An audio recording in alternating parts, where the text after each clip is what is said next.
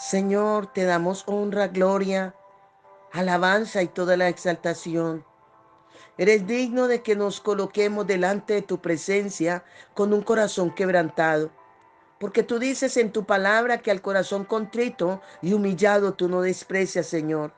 Ayúdanos a mantenernos en la actitud de un corazón necesitado de ti, un corazón sediento de ti, un corazón hambriento de ti, un corazón que necesita depender un 100% de ti, Padre. Gracias te doy, Señor, en este momento por todas aquellas personas que día tras día, mañana tras mañana, momento tras momento, caminan conforme a tu voluntad en el Espíritu. Ayúdanos a caminar como tú, Señor, necesita que lo hagamos y que tú seas exaltado con nuestra manera de pensar, que tú seas honrado con nuestra manera de hablar, con nuestra manera de proceder y que estemos en la posición de hijos con toda tu armadura para pelear contra toda acechanza de las tinieblas, para mantenernos en la posición, en la posesión en la que Cristo nos ha colocado con su sacrificio, donde tú, Señor, nos diste la victoria a través de tu Hijo Jesucristo, porque nos sacaste de las tinieblas a tu luz admirable, Padre del cielo y de la tierra. En tus manos, Señor, colocamos cada persona, cada oyente, cada necesitado, Dios mío. Aquellos que están enfermos, sánalos, Señor, porque por las llagas de Cristo somos curados. Señor, levanta al caído. Señor, dale libertad a aquel que se encuentra entre rejas, entre las prisiones de las tinieblas,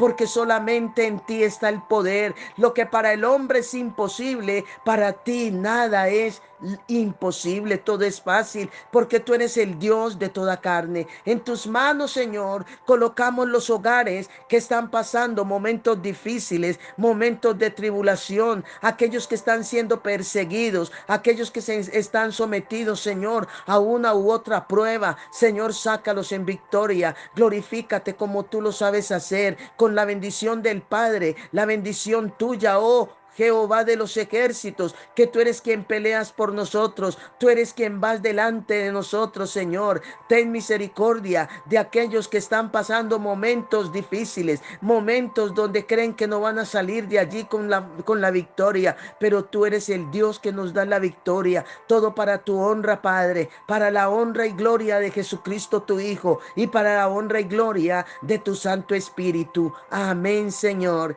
y amén.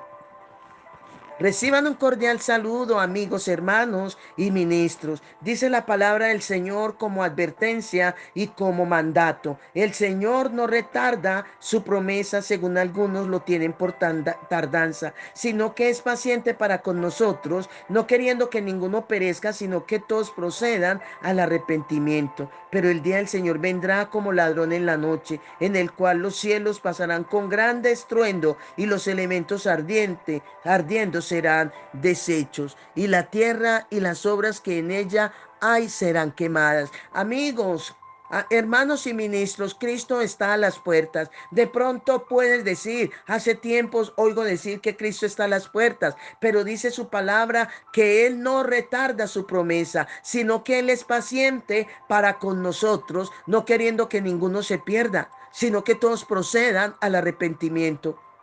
Prepárate. Vive una vida en el Espíritu y no en la carne. Vive una vida de santidad, porque a la verdad cielo y tierra pasarán, pero la palabra de Dios no pasarán. Él no es hombre para mentir, ni hijo de hombre para que se arrepienta. Todo lo que ha dicho lo hará. Viene y está a las puertas. La pregunta es, ¿estás preparado?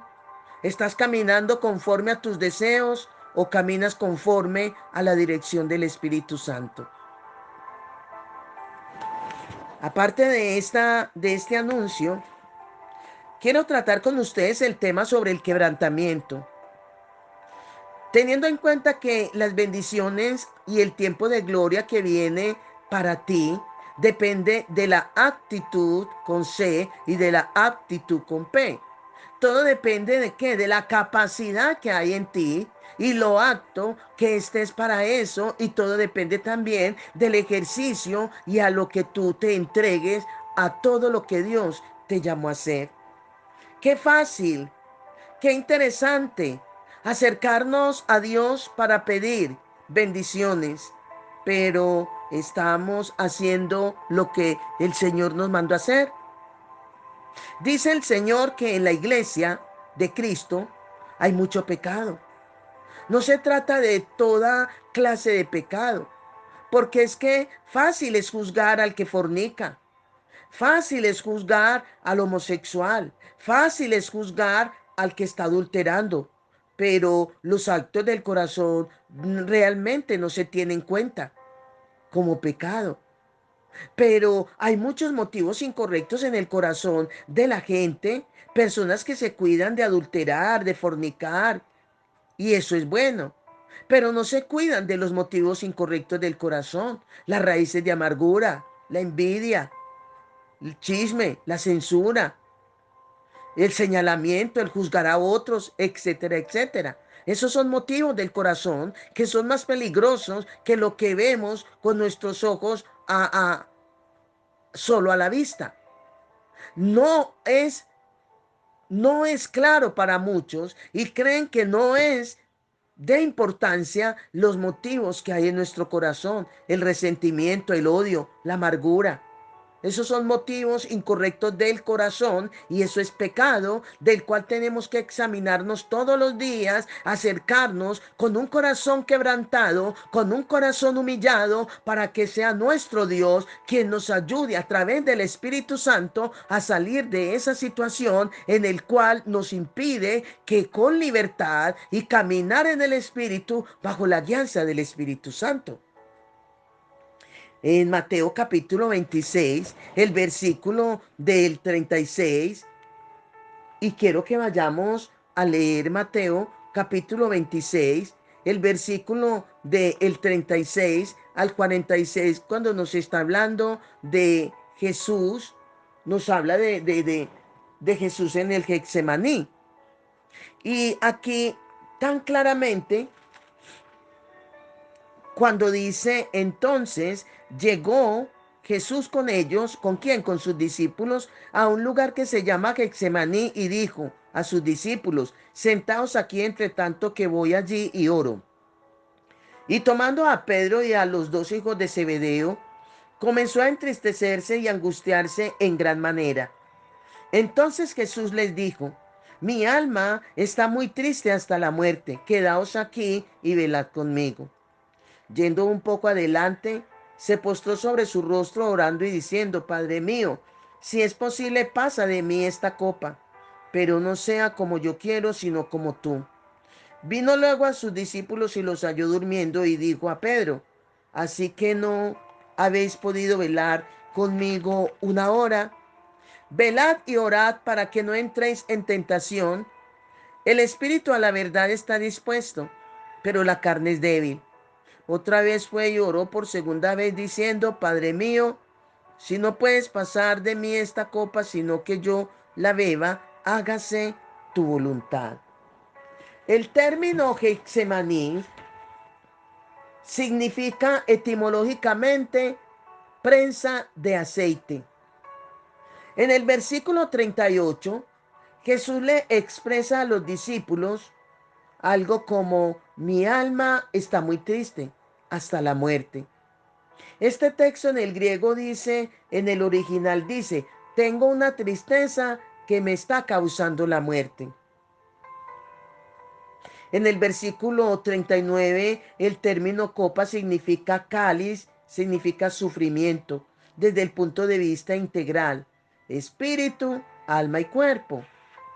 En el libro de Filipenses, el capítulo 2, el versículo del 5 al 8 dice, haya pues en vosotros este sentir que hubo también en Cristo Jesús, el cual, siendo en forma de Dios, no estimó el ser igual a Dios como cosa a que aferrarse, sino que se despojó a sí mismo tomando forma de siervo, hecho semejante a los hombres, y estando en la condición de hombre, se humilló a sí mismo, haciéndose obediente hasta la muerte y muerte de cruz. Aquí estamos viendo claramente la posición de Cristo en cuanto a su humillación. Cristo se humilla hasta la muerte y muerte de cruz. En cada uno de nosotros hay un propósito de Dios. O sea, Dios nos hizo a cada uno para un propósito. Dios primero pensó que iba a hacer contigo y después te hizo. Así que ante las manos de Dios somos útiles. Si tú te sientes una persona inútil, has escuchado decir a papá, mamá, qué sé yo, que no sirves para nada, déjame decirte que esa es una palabra que no cabe en el texto bíblico, no cabe en la palabra de Dios, porque tú y yo fuimos hechos para un propósito, con gran utilidad somos en las manos de Dios. Se ha presentado la tricotomía del hombre, según los registros del apóstol Pablo, que el ser humano tiene un espíritu, tiene un alma y vive en un cuerpo. Estábamos muertos en delitos y pecado, dice las escrituras. Escuchamos las buenas nuevas de salvación y ¿qué pasa? Recibimos y aceptamos el plan de salvación, donde hay un nacimiento, un nuevo nacimiento en cada uno de nosotros, de manera que hay un propósito de Dios para tu vida, para mi vida. Dios primero pensó que iba a hacer contigo y después te hizo. Dios sabe lo que va a hacer contigo y ante las manos de Él somos útiles, no se te olvide. Aunque la gente, el mundo, la sociedad, las circunstancias, el diablo, sea quien sea, que diga que tú no sirves, para Dios todos servimos. Pero quede allí a la realidad. Que en ti se cumpla verdaderamente el propósito de Dios en la vida, para lo que Dios te hizo. Porque es degradante pensar que para Dios el factor tiempo es tan determinante para realizar su Cairo en el crono. Es importante, Dios quiera que entiendas que eres de gran utilidad en sus manos. Si este es el momento, no importando el tiempo que lleves en la vida cristiana, donde todavía no sabes qué es lo que Dios quiere que hagas, te invito a que te acerques en esa conexión con el Padre, con el Hijo, con el Espíritu Santo, y aún le preguntes y el Espíritu Santo te orientará en la medida en que de una manera constante y permanente tú busques su presencia, tengas esa conexión de intimidad con el Espíritu Santo para Él llevarte, guiarte, orientarte y ayudarte a que entiendas el lugar en el cual Dios te colocó mediante Cristo Jesús en un lugar de posición, de posesión, de autoridad para hacer la tarea que debes hacer en el momento dado. Ya es el tiempo, ya es el tiempo de estar haciendo lo que el Señor quiere que hagamos bajo la dirección del Espíritu Santo, ya que su venida está a las puertas y un día tendremos que rendir cuentas a Él. El tiempo se acerca. El crono es el tiempo de los hombres que se define o se determina en segundos, minutos, horas, días, semanas, meses, años, siglos, décadas, etcétera, etcétera. Mientras que el Cairo es el tiempo oportuno, específico, ajustado a la perfecta voluntad de Dios. En otras palabras, es el tiempo de Dios dentro del tiempo de los hombres. El tiempo de los hombres es tan determinante para que Dios pueda llevar a cabo su obra, que si nosotros no sabemos administrar los tiempos, se cercena la posibilidad de que Dios pueda en nosotros realizar su propósito. ¿Cuál es el fruto? El Señor dice claramente que por sus frutos los conoceréis. El fruto es el resultado del trabajo, de la actividad en el cual Dios te mandó a hacer. Debe haber un resultado. ¿Cuál es el resultado?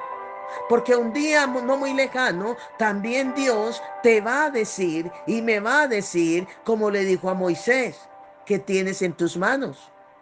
Moisés le contesta, una vara. Una vara que para Moisés era insignificante, pero de eso insignificante que consideraba Moisés, para Dios era de gran valor. Y Dios se valió de esa vara para hacer milagros y prodigios ante el pueblo de Israel y ante el pueblo de los egipcios. ¿Qué tienes en tus manos? Tú puedes decir no, nada. No digas que nada, porque algo Dios puso en tus manos para Dios valerse de eso, que puede ser insignificante para ti, pero para Dios es de gran importancia el talento que te ha dado, los dones que te ha entregado. ¿Ve? El tiempo, tenemos un Dios que después de darte la vida y la justicia, empieza a hacer un proceso como el alfarero que quiebra el barro y lo va moldeando hasta lograr hacer la pieza que quiere. Eso es lo que Dios va haciendo y esto se produce en el alma, un proceso de renovación, que es la palabra alma en griego significa suche. El alma se compone de mente, voluntad y emociones.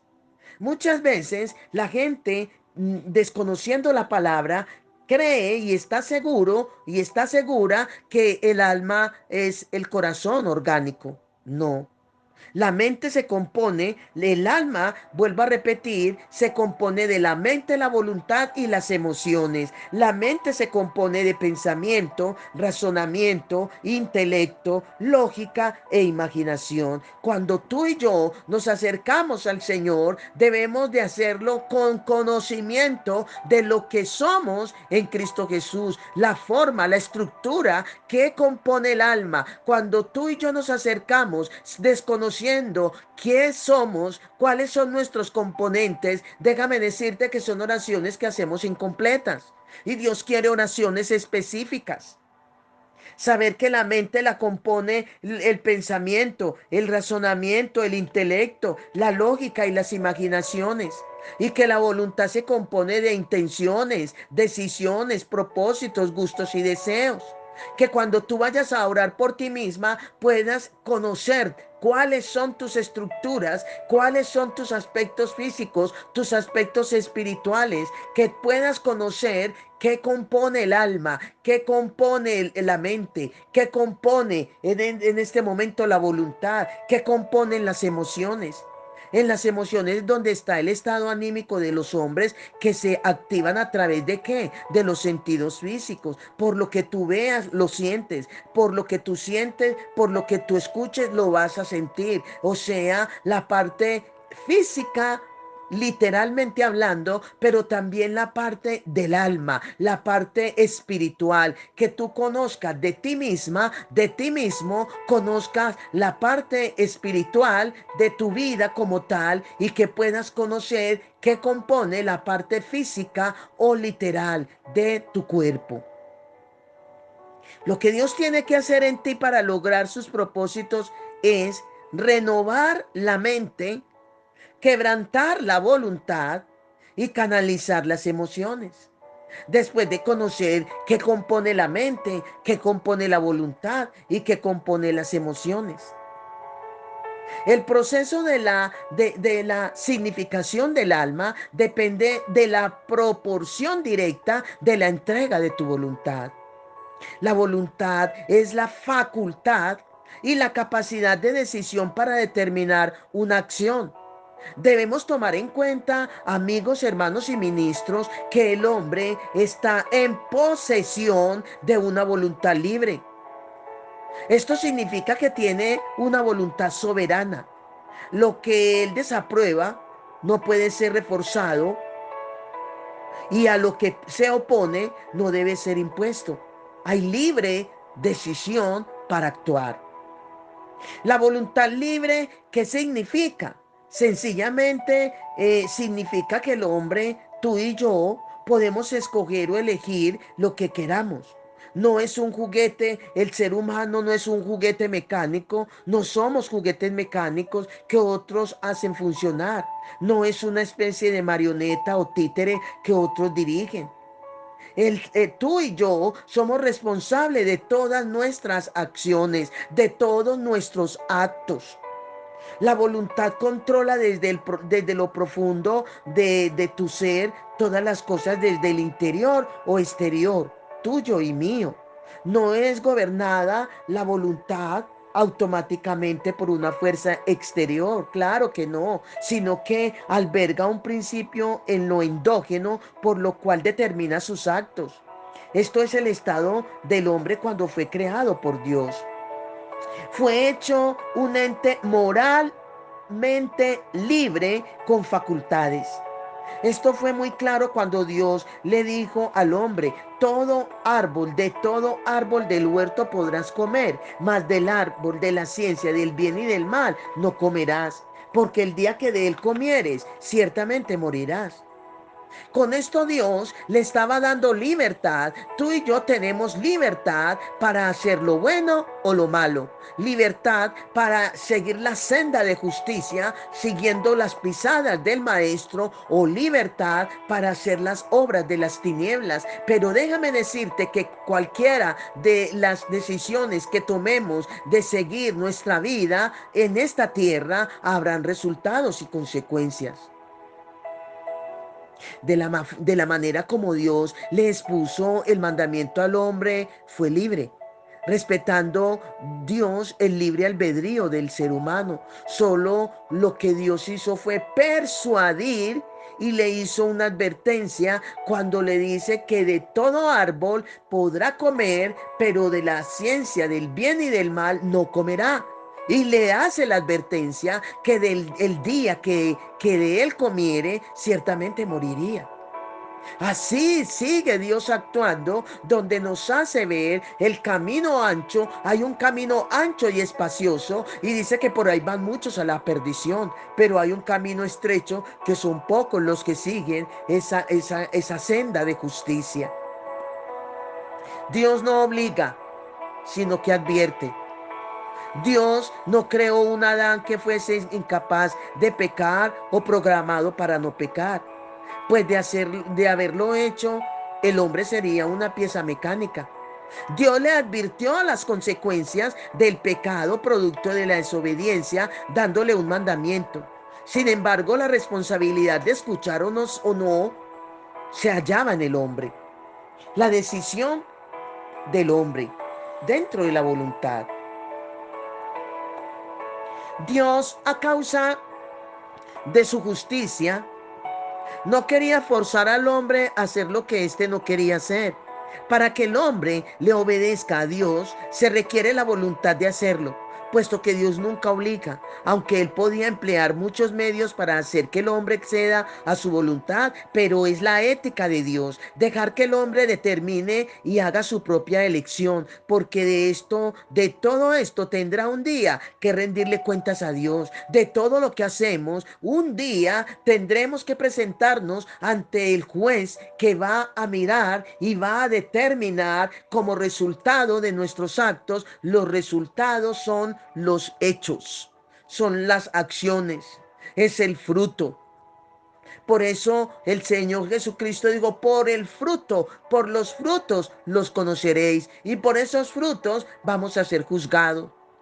Por medio de aquel que ahora es nuestro abogado, pero ante el tribunal de Cristo, nuestro juez es Jesús, es Jesucristo. ¿Qué tienes en tus manos? ¿Estás preparado?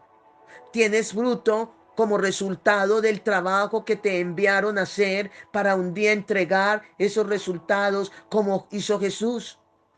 Jesús fue enviado, como dice San Juan 3:16, porque de tal manera amó Dios al mundo, para que todo aquel que en él cree no se pierda, mas tenga vida eterna.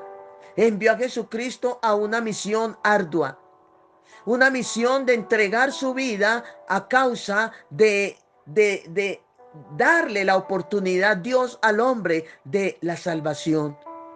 Cristo vino a salvarnos, y Cristo viene a recoger el fruto de su sacrificio, que es su iglesia.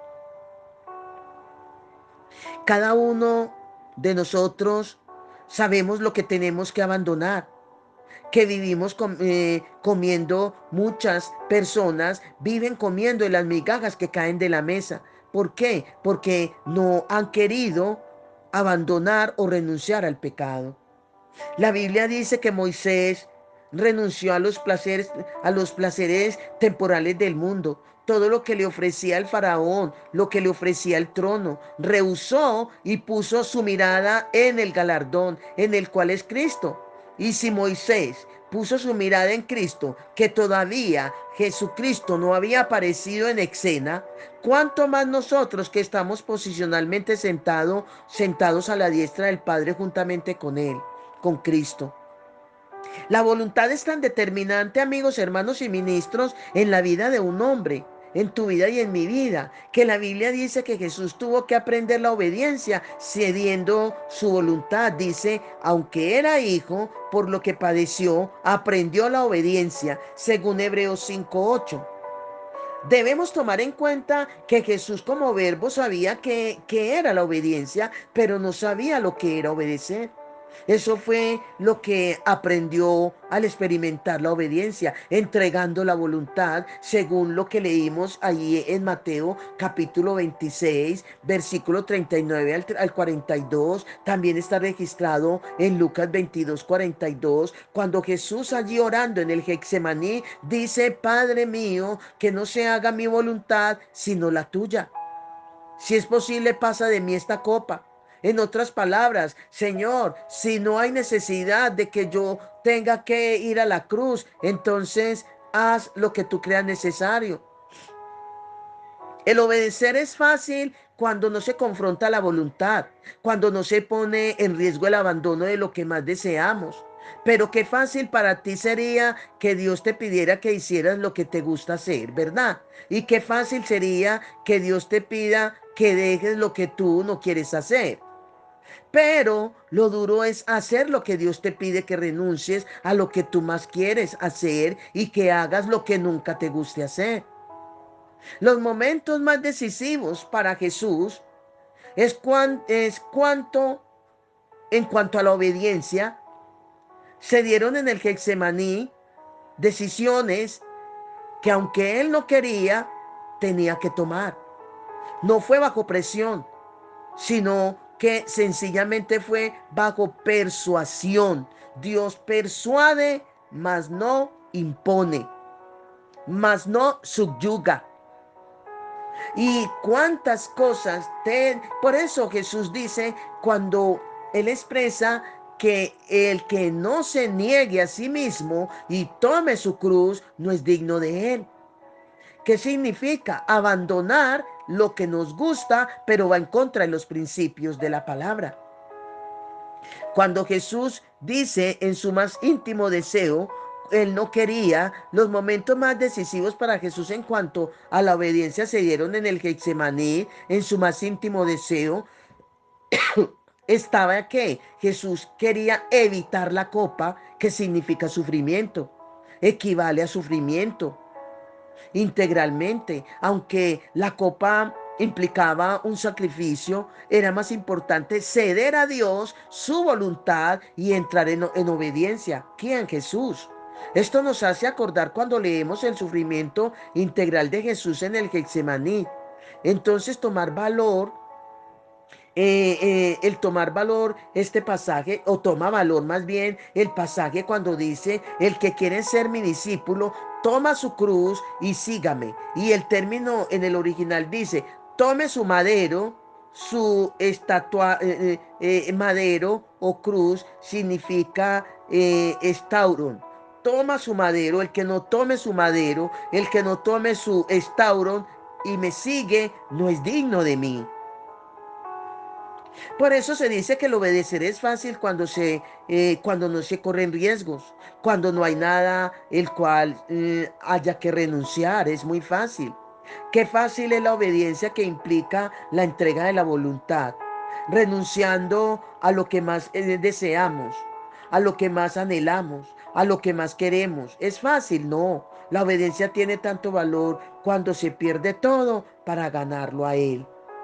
A veces Dios desvía el curso de nuestras vidas porque de la verdad, qué lindo es dedicarle toda la vida a los estudios bíblicos y graduarse recibiendo un título y estar listos para ejercer la enseñanza de la palabra y de pronto cuando ya estás listo Dios te dice, deja eso y vete a la China como misionero. Eso no es fácil porque a veces nosotros tenemos planes, ¿verdad? Pero Dios tiene otros. Dios trabaja con diseños y dentro del tiempo Cairo. Recordemos el texto que dice, si Jehová no edifica, en vano trabajan los que la edifican. En el original del hebreo se dice, si Jehová no planifica y te pone fundamento, en vano trabajan los que construyen la casa. Lo que quiere decir, en otras palabras, es, yo soy el que te presento el diseño, dice el Señor. Dios te dice, yo soy el que te presento el diseño, el plan, y te pongo el fundamento que es Cristo. Como yo te digo que construyas en el fundamento que es mi Hijo, así lo debes hacer. El diseño de Dios es como una maqueta, es como una maqueta, como un gran papel. Si alguien quiere formar parte del diseño de determinado ministro, pero no está en el diseño de Dios, no es tal ministerio, ese ministerio no es válido por Dios, sino que está fuera de sí. Si alguien quiere entrar en la vida o quiere entrar en tu vida, búscalo en el diseño de Dios. Y si no aparece en dicho diseño, échalo de tu vida. No puedes echar a perder el diseño de Dios en tu vida. En otras palabras, no pongas la mirada en ningún ministro, en ningún pastor, en ningún creyente, en ningún seguidor de Jesucristo. No, pon tu mirada en Jesús. No quieras ser como nadie. Que tú tengas el diseño que es Jesús. Que tú desees parecerte a Jesús, no a aquel que sigue también a Jesús, porque aquel que sigue a Jesús se parece a Jesús y tú debes de mirar a Jesús como él también lo hizo y termina pareciéndote tú también a Jesús. Para Abraham no fue fácil la obediencia cuando Dios le demandó que le entregara a Isaac, su único hijo, a quien tanto amaba. Dios redunda en Abraham cuando le dice, entrégame a Isaac, y le enfatiza, tu único hijo, tu primogénito, el que más amas. ¿Ve? El redundar de Dios en la demanda así que hacía Abraham, lo que le quería decir es que el lugar que Isaac cubría en el corazón de Abraham, cubría un lugar tan importante que en ese lugar no estaba Dios. El Señor tenía que sacar a Isaac del corazón de Abraham para colocarse él, porque ese es el lugar que le correspondía a Dios en el corazón de su siervo. ¿Qué hay en tu corazón? Porque si en tu corazón está tu dinero, si en tu corazón está tu profesión, está tu hijo, está tu esposo, está tu familia, está tu esposa, está tu esposo, está tu familia, mas no está Dios en el lugar que le compete, déjame decirte que no eres apto para el reino, porque para poder ser apto para el reino, para poder ser útil en las manos de Dios, el que debe reinar en prioridad en tu corazón es Dios. Es Jesús. Hay cosas en la vida que tienes que sacar de tu corazón, que Dios viene hablando contigo. Seres queridos a los que tienes que renunciar, metas tuyas que tienes que abandonar, dinero que tienes que entregar, bienes que tienes que abandonar muchas veces. No fue fácil para Abraham dejar su tierra y su parentela para irse a una tierra extraña que no conocía. Dice las escrituras que salió como nómada, no sabiendo a dónde ir, mas sabiendo lo que Jehová le ofrecía. Dios va a empezar a demandar de cada uno de nosotros y de ti, depende que pierdas la oportunidad que Dios te está dando para crecer. De ti depende la oportunidad que Dios te está dando para realizar en ti su propósito, porque la obra de Dios se puede detener en ti, pero en Él no se va a detener. Dios lleva a cabo su propósito, va a establecer su reino contigo o sin ti, lo va a hacer, porque Él es autosuficiente. Jehová Jireh, el que se provee a sí mismo. Jehová Shaddai, el que te provee. Jehová capacita. Jehová llama, capacita, proporciona y envía. Nada de lo que podamos por causa de Dios y su reino se le puede llamar pérdida. Todo es ganancia. Porque Pablo dijo, todo lo que el mundo me ofrece, lo que para mí todo lo que era ganancia, lo puse como pérdida con el fin de ganarme a Cristo, de ganarlo a Él. de honrarlo a Él. Llegarán momentos decisivos en tu vida donde Dios demandará obediencia, sí, momentos donde vas a entrar en conflictos, momentos donde tendrás que depender de tu alma, lo que más amas, tendrás que soltar.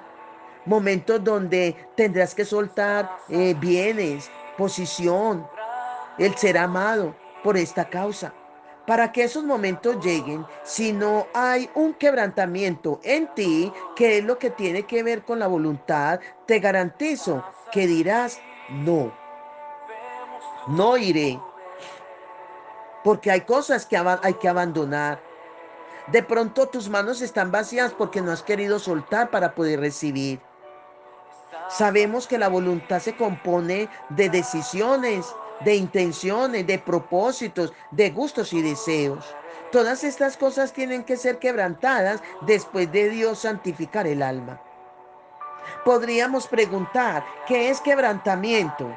Según las escrituras, el término quebrantamiento del griego es santolao. Santolao es un talado que indica romper, aplastar, volver pedazos. Es el acto de caer sobre una piedra. Jesús dijo, refiriéndose al quebrantamiento, dice, y el que cayere sobre esta piedra será quebrantado. Esa piedra refiriéndose a él mismo. Y sobre quien ella cayere, la desmenuzará. Según Mateo 21:44. El término quebrantar, según el pasaje, tiene que ver con la confrontación que viene de parte de Dios al conocer sus demandas. El desmenuzar del griego es klimmaos. Es el resultado que se da desde el punto de vista negativo por haberse resistido ¿a qué? Por haberse resistido a ese quebrantamiento. Mire que el Señor claramente dice que al corazón contrito y humillado Él no desprecia. Un corazón altivo Dios lo mira de lejos. El corazón quebrantado es un corazón necesitado. Es un corazón que depende un 100% de Dios. Es un corazón humillado. Un corazón que se siente incapaz sin la ayuda de Dios.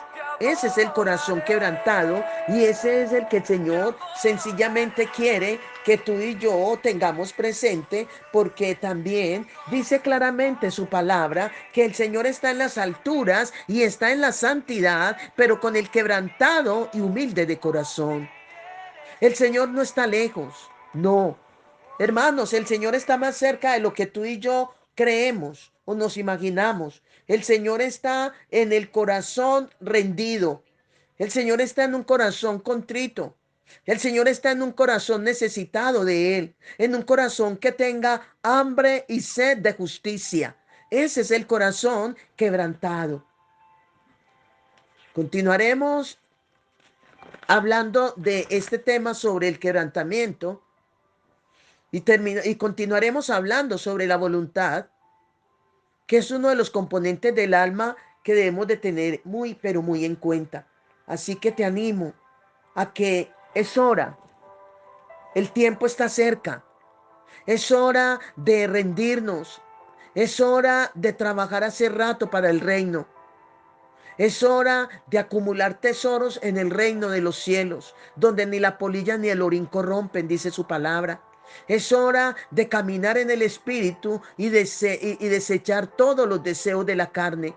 Es hora de caminar conforme a la voluntad de Dios, que es caminar guiados por el Espíritu Santo, dependiendo del Espíritu Santo, un 100%, amigos, hermanos. Cristo está a las puertas. Es hora de producir. Es hora de recoger fruto. Es hora de caminar en santidad como si fuera cada día el último momento de la existencia aquí en la tierra. Amén. Dios te continúe bendiciendo.